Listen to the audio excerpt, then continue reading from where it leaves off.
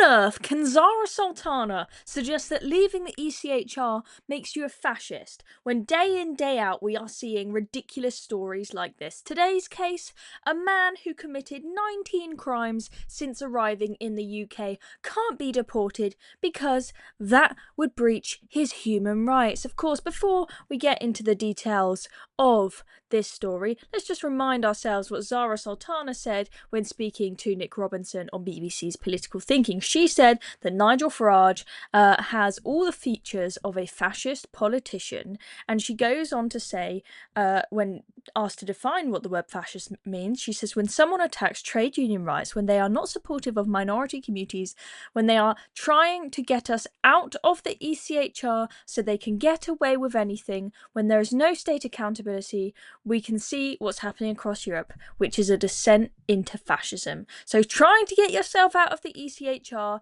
is putting you on the road to fascism, according to Zarah Sultana. But I mean, let's take a look at some of the ridiculous cases we've had. Let's not forget the chicken nuggets case. Criminals' deportation case halted over son's dislike of Albanian chicken nuggets. Are they really that bad in Albania? Then, of course, we had the Zimbabwean paedophile not allowed to stay in the UK because he might face hostility back home if they find out that he's a pedo. What a shame. And then we had a Jamaican rapist can't be deported because suddenly, as soon as deportation was on the table, he came out as bisexual. What a coincidence. What great timing. Can't deport that guy.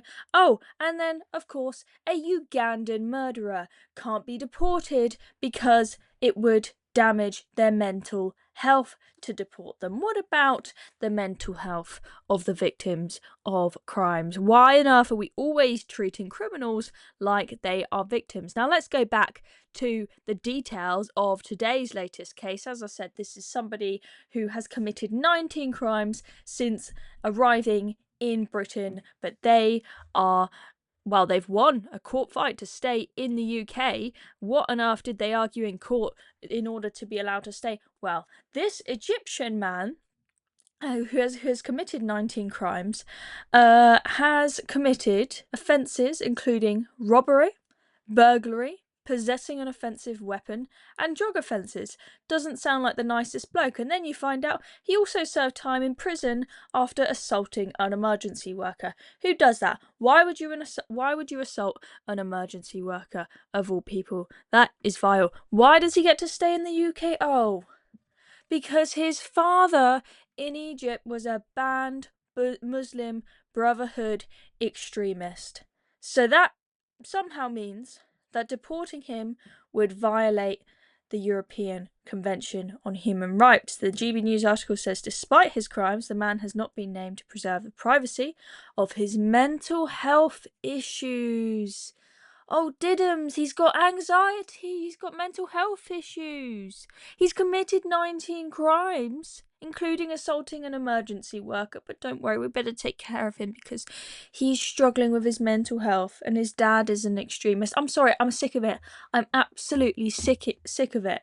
Okay, things like this, it's trying to be nice to people in a way that actually harms people. We keep people in this country, we have open borders, we let anybody who wants to come in.